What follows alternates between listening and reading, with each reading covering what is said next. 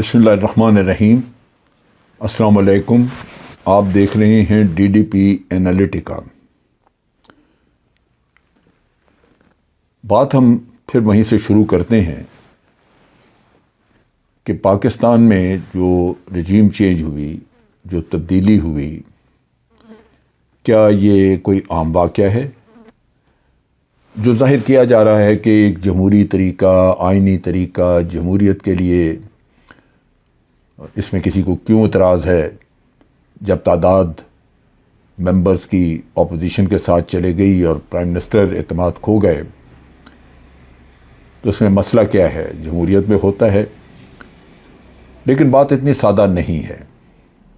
میں جیسے جیسے اس چیز کو اسٹڈی کرتا ہوں، جیسے جیسے میں خطے کے حالات پہ نظر دوڑاتا ہوں، بھارت اور امریکہ کی بات چیت اور ان کے تعلقات پہ نظر دوڑاتا ہوں، تو مجھے بار بار یہ احساس ہوتا ہے کہ یہ مسئلہ صرف رجیم چینج کا نہیں تھا۔ عمران خان ایک مسئلہ ضرور تھا، ایک رکاوٹ آپ کہہ لیجئے راستے میں، وہ ہٹا دی گئی، لیکن آگے جیسے جیسے چیزیں کھل رہی ہیں، اس کے معاملے میں اگر ان پہ آپ نظر دوڑائیں تو پھر آپ اس معاملے کی، اس قصے کی، سازش کی گہرائی آپ کو نظر آنا شروع ہوتی ہے۔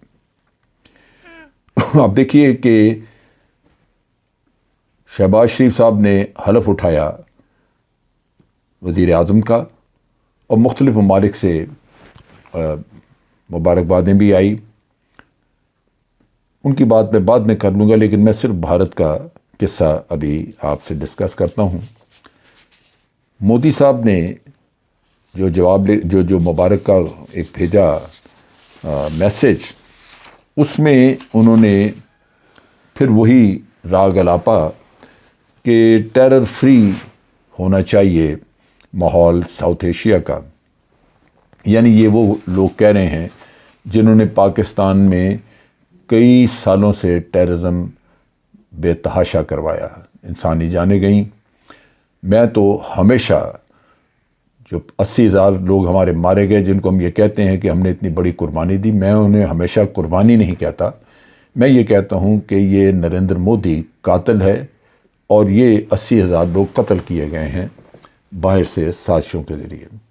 آپ کو یاد ہوگا کہ سال پہلے ہم نے ایک ڈوزیئر بھیجا تھا، جس میں کہ ہم نے تمام وہ شواہد، خاص طور پہ اس میں جو پیسے، منی ٹرانزیکشنز وغیرہ تھے دہشت گردوں کو، وہ ہم نے سارے بے نقاب کیے اور ڈوزیئر پوری دنیا کو دیا۔ ہمیں بھولنا نہیں چاہیے کہ جب ہم یہ کہتے ہیں کہ بھارت پاکستان میں ٹیررزم میں ملوث ہے، تو اس کا ہرگز یہ مطلب نہیں کہ یہ میں اور آپ بالکل ایسے ہمیں ایک وہم ہو چکا ہے تو ہم اس لیے کہہ رہے ہیں۔ نہیں، ہم نے تو باقاعدہ شواہد کے ساتھ وہ دیا۔ پھر حافظ سعید کے گھر کے باہر پچھلے سال جو دھماکہ ہوا، اس میں بھی آپ نے دیکھا کہ دبئی سے اور پھر بھارت سے لنک نکلے، اور وہ بھارتی تھے جو اس سارے سلسلے کو چلا رہے تھے، وہ سارے لوگ پکڑے بھی گئے۔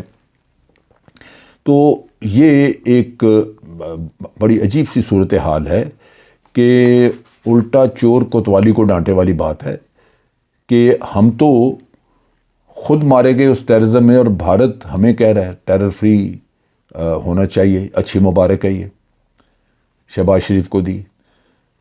لیکن یہاں نہیں رکا معاملہ، پھر اس کی سازش کا ایک اور رخ، بڑا حصہ، جہاں امریکہ اس کے ساتھ کھڑا نظر آتا ہے، اور یہی وہ چیز ہے جو امریکہ کی کڑی پھر آپ کے ساتھ ملتی ہے۔ واشنگٹن میں بھارت کا اور امریکہ کا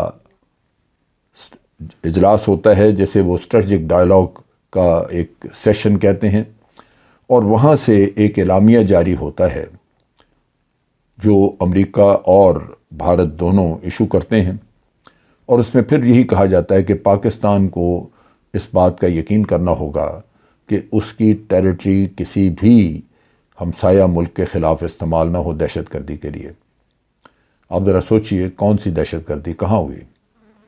اور پھر دو واقعات کا ذکر کیا کہ پاکستان کو پٹھان کوٹ کے مجرموں کو اور بامبے کے مجرموں کو سزا دینی چاہیے۔ بے شمار واقعات بھارت میں ہوئے۔ میں ایک سمجھوتا ایکسپریس کی بات کرتا ہوں، جس میں 69 پاکستانی مارے گئے، سارے پکڑے گئے ان کے لوگ جو ٹیررسٹ تھے، جو ملوث تھے اس میں، سرونگ آرمی آفیسر۔ لیکن بھارت نے کسی کو سزا نہیں دی، اور ہمارا ایک مشکوک سارے کیس جس کا کوئی شواہد نہیں دیے، ہم کہتے رہ گئے کہ بامبے والے واقعے کے شواہد دیں، کوئی شواہد نہیں دیے۔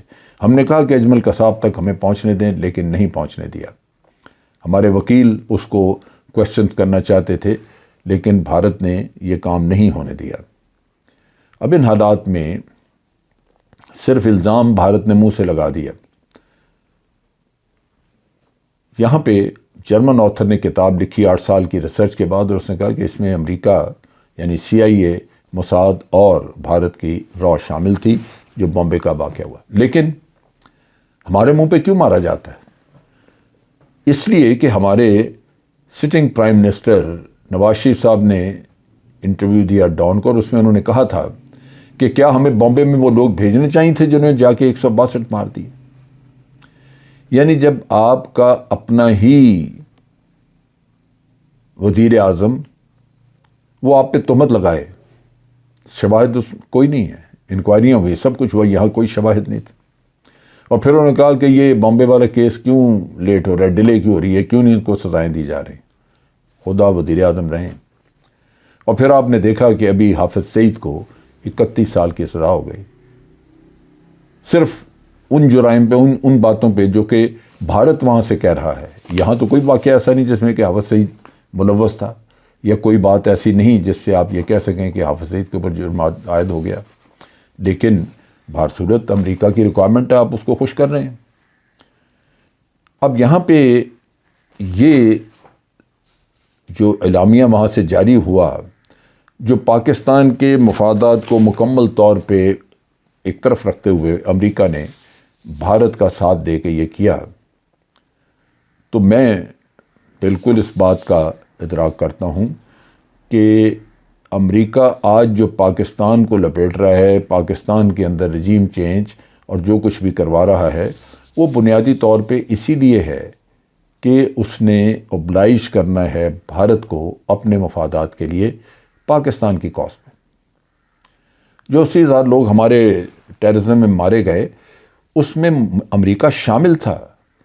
افغانستان میں امریکہ ہی ایک قوت تھی جو چھائی ہوئی تھی، اور جو اشرف غنی کی گورنمنٹ تھی، اس سے پہلے حامد کرزئی، وہ انہی کے زیر سایہ کام کر رہے تھے۔ وہیں بھارت تھا، وہیں کہا جاتا تھا امریکہ کی اپنی نیشنل اسٹریٹجی یا ساؤتھ ایشین اسٹریٹجی پالیسی جو آئی تھی ان کی، اس میں انہوں نے یہی کہا تھا کہ اب بھارت ہے یہاں پہ سارا ذمہ دار یہاں کا۔ اور وہ 80,000 لوگ جو مارے گئے بیچارے، جن کے خاندان لٹ گئے، برباد ہو گئے، اس میں بھارت اور افغانستان کی حکومت ملوث تھی۔ امریکہ کی ناک کے نیچے یہ سارا کچھ ہوا، لیکن چونکہ امریکہ نے بھارت کو خوش کرنا تھا، اس وجہ سے اس نے پاکستان کے لیے کوئی ہمدردی کا جذبہ نہ رکھا، کوئی کوشش نہیں کی پاکستان کے لیے کہ پاکستان اتنا نقصان نہ اس کا پاکستان کا ہو۔ ہم کہتے رہ گئے۔ تو بات یہ ہے کہ ابھی آپ دیکھیے کہ صورتحال اس وقت یہ ہے کہ جو بائیڈن نے بات کی مودی سے، اور کوشش کی کہ مودی کو قائل کرے کہ وہ رشیا سے تیل نہ لیں، یعنی رشیا سے وہ اس کو دور کرنا چاہتے ہیں کہ رشیا کو اس وقت کوئی فائدہ نہ پہنچے، مالی حالت ان کی رشیا کی کمزور ہو رہی ہے اور دنیا دور رہے، لیکن وہ مودی کو قائل نہیں کر سکا۔ دوسرے لفظوں میں یوں کہہ لیجئے، قائل کرنا کیا ہوتا ہے، مودی نے اس کی بات نہیں مانی۔ اب جب یہ عموماً اس طرح کی صورتحال ہوتی ہے تو گیو اینڈ ٹیک کا قصہ آتا ہے۔ مودی کہتا ہے جی فرض کریں میں آپ کی یہ بات مان ہی لوں تو آپ مجھے بدلے میں کیا دیں گے؟ تو بدلے میں ان کو دینے کے لیے سب سے آسان ٹارگٹ پاکستان ہے، جس کا وہ کوئی نہ کوئی معاملہ ایسا کر دیں جس سے بھارت کو فائدہ پہنچے۔ یہ وہ اسٹریٹجی ہے، یہ وہ لنکیج ہے جو ہم نے دیکھنی ہے، اور اس لنکیج کو جیسے جیسے آپ کھنگالیں گے آپ کو کڑیاں ملتی ہوئی نظر آئیں گی۔ اس کے لیے یہاں سوچ بچار یہ کرنی ہے کہ وہ لوگ جو وکالت کرتے ہیں، جس میں میاں منشا صاحب مجھے نظر آئے کہ ہمیں بھارت سے تجارت کرنی چاہیے، اور کبھی بھارت نے کہا کہ ہم نے آپ سے تجارت کرنی؟ کرکٹ میچ تو آپ کے ساتھ وہ کھیلتے نہیں، ہاکی میچ تو آپ کے ساتھ ہوتا نہیں، عوام سے عوام کا رابطہ تو ہے ہی نہیں۔ تو صرف تاجروں کا پیٹ بھرنے کے لیے ہم یہ کام کریں اور یہ کر بھی دیں تو آپ کا کیا خیال ہے کہ جو آپ کا اصلی دشمن ہے وہ آپ کے بھلے کے لیے کام کرے گا تجارت آپ سے؟ یہ وہ چیزیں ہیں جو کہ سمجھنے کی ہیں. کوئی بھی آپ فیور کریں، جو دشمن ہے وہ دشمن ہے اور وہ آپ کے اوپر ایک مسائل کا پہاڑ توڑے گا، وہ آپ کی کمزوری کو استعمال کرے گا اور آپ کے لیے سیکورٹی کے ایشوز بنیں گے. یہاں وزیر اعظم شہباز شریف نے اس کو جواب دیا مبارکباد کے پیغام کا نریندر مودی کو، اور اس میں انہوں نے کہا کہ ٹیررزم میں پاکستان کی قربانیاں سب کو پتہ ہیں. یہ قربانیاں نہیں بلکہ کہنا چاہیے تھا کہ پاکستان میں جو ٹیررزم ہوا، جو اتنی جانیں ضائع ہوئیں، اس میں بھارت کا رول ہمیں پتہ ہے اور ہم چاہتے ہیں کہ بھارت اس کام سے باز آئے.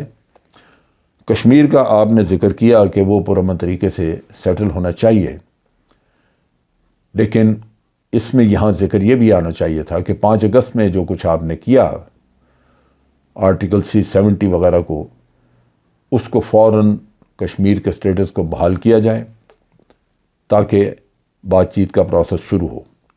لیکن یہ خام خیالی ہے. بھارت کو ان معاملات میں انکریجمنٹ ملتی ہے امریکہ سے، وہ آپ ہی کی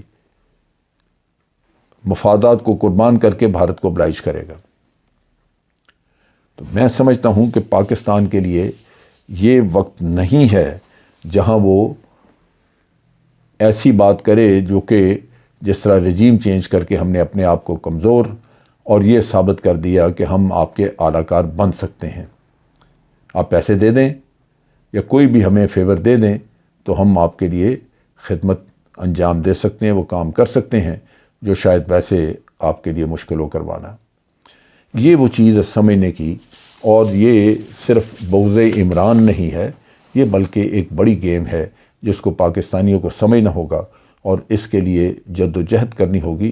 یہ قوموں پہ مشکل وقت آتے ہیں، وطن عزیز پہ اس وقت بہت مشکل وقت ہے، اور وہ پاکستان کے عوام ہی سیسا پلائی دیوار بنیں گے تو تب یہ جا کے حالات آپ کے قابو میں آئیں گے.